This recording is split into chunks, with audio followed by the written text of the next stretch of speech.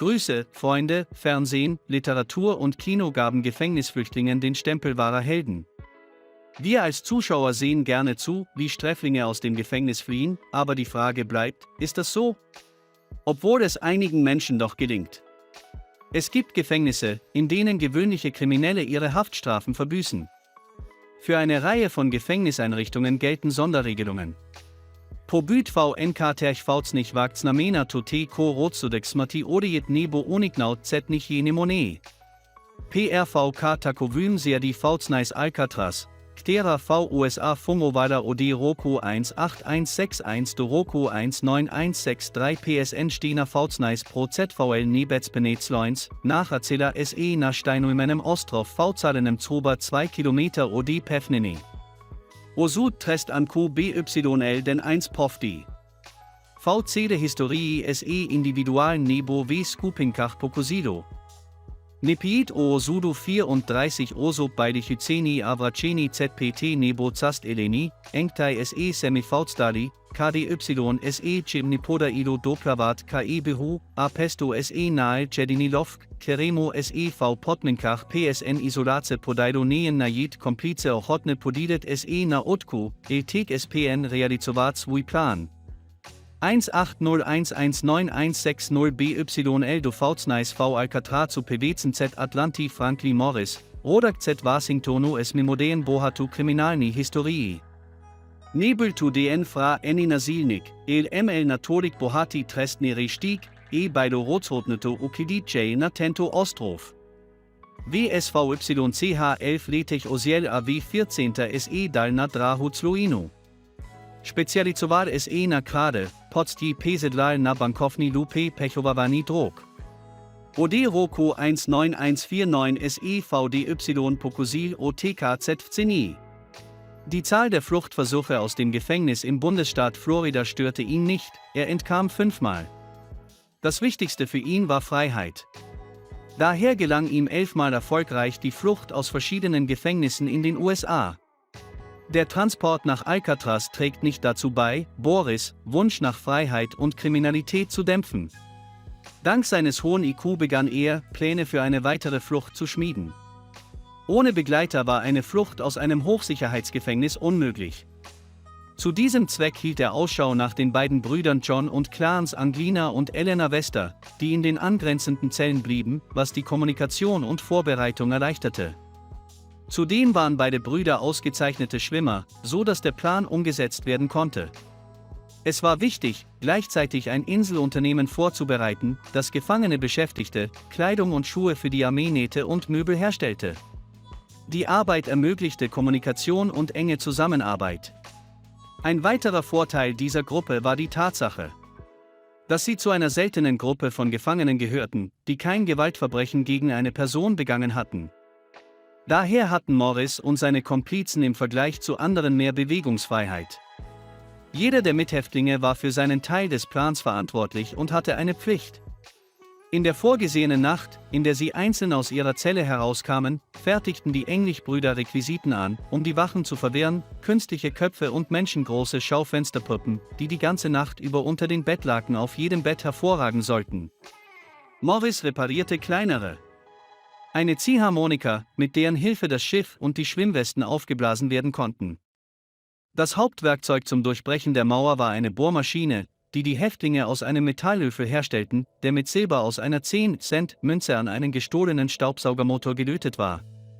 Die Häftlinge bohrten jeden Tag nur eine Stunde lang, während das Gefängnis spielte Musik jeden Tag von 17 bis 21 Uhr. Jeder der Gefährten bohrte in den Boden seiner Zelle und vergrößerte so das Volumen der Luke in den Lüftungsschacht. Das Wasser unter den geliebten alten Mauern des Gebäudes, das ständig aus den Versorgungsrohren austrat, gab langsam aber sicher nach, und die Westen bestanden aus Windjacken und Gummijacken. Sie bekamen sie nach und nach von anderen Gefangenen, sie schnitten ihre Paddel aus Sperrholz. Als Datum des Angriffs wurde der 611196162 festgelegt. Nach dem Rücktritt des Supermarkts stürmten die Gefährten nach vorne, doch es kam zu unerwarteten Komplikationen.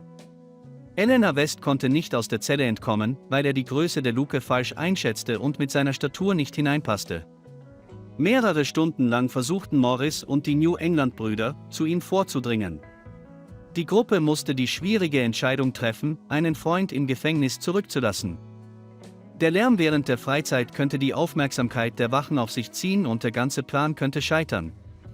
Die Flüchtlinge kletterten über die Wasserrohre der Steigleitungen auf das Dach, liefen darüber und stiegen schließlich über das Dachrinnenrohr zum Ufer hinab. Dort pumpten sie das Boot und die Schwimmwesten auf und segelten Richtung Land. Bis zum Morgen bemerkte niemand ihre Flucht. Ellen West grub weiter an der Luke und hoffte, seine Kollegen am Ufer einholen zu können. Es gelang ihm, sich durch die Luke zu zwängen, aber als er das Dach erreichte, war das Boot nicht mehr da, und so musste er sich entscheiden, ins Wasser zu springen und mehrere Kilometer zu schwimmen.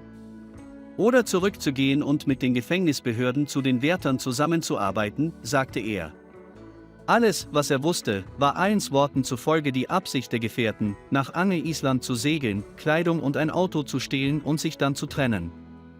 Angesichts der Tatsache, dass auf der Insel nicht einmal ein Auto gestohlen wurde, gibt es 3 Varianten des wahrscheinlichen Verlaufs der Ereignisse. Nach falschen Angaben kamen die Begleiter an einem anderen Ort als ursprünglich geplant am Ufer an. Oder sie haben die Ermittlungen des FBI einfach untergehen lassen und keine AV-Ergebnisse ergeben. Am letzten Tag des Jahres 19197 wurde ein 2014 von Experten erstelltes Computermodell der Meeresströmungen, das Flüchtlingen eine Überlebenschance gab, offiziell eingestellt. Hätten sie es getan, wären sie spätestens um Mitternacht in der Bucht angekommen. Im darauffolgenden Jahr meldeten sich Neffen beider Brüder und behaupteten, ihre Onkel lebten in Brasilien. Die Familie legte ein Foto aus dem Jahr 1975 vor und versicherte, dass die beiden flüchtigen Brüder darauf festgehalten seien.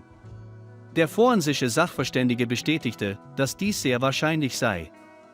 Im Jahr 2018 nahm das FBI seine Ermittlungen zu dem Fall wieder auf.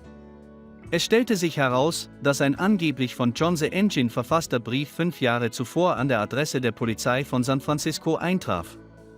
Er kam mit schockierenden Informationen: Die Flucht aus dem Gefängnis gelang, sein Bruder lebte bis 2011 und Morris wurde bereits im Jahr 2000 begraben. 8V unter einem ausländischen Namen bat der Verfasser des Briefes außerdem um Hilfe bei der Behandlung und war bereit, alle Auskünfte zu erteilen, wenn ihm eine Freiheitsstrafe von maximal einem Jahr zugesichert würde. Die Ergebnisse der Ermittlungen sind nicht bekannt. Da seit der Bitte um medizinische Hilfe 5 Jahre vergangen sind, ist es möglich, dass auch der letzte Fluchtteilnehmer gestorben ist. Die meisten Fakten sprechen davon, dass es 3 freigeistigen Naturen doch gelungen ist, den Fesseln zu entkommen. Zur Zeit des grausamsten und härtesten Gefängnisses Amerikas, ja.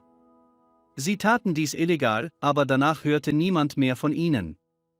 Es ist möglich, dass es den Flüchtlingen gelungen ist, kriminelle schlechte Gewohnheiten abzulegen und Freiheit und Unabhängigkeit zu bevorzugen. Was denkst du darüber?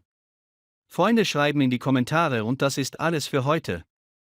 Wenn Ihnen das Video gefallen hat, liken Sie den Kanal und abonnieren Sie ihn. Wir sehen uns bald wieder.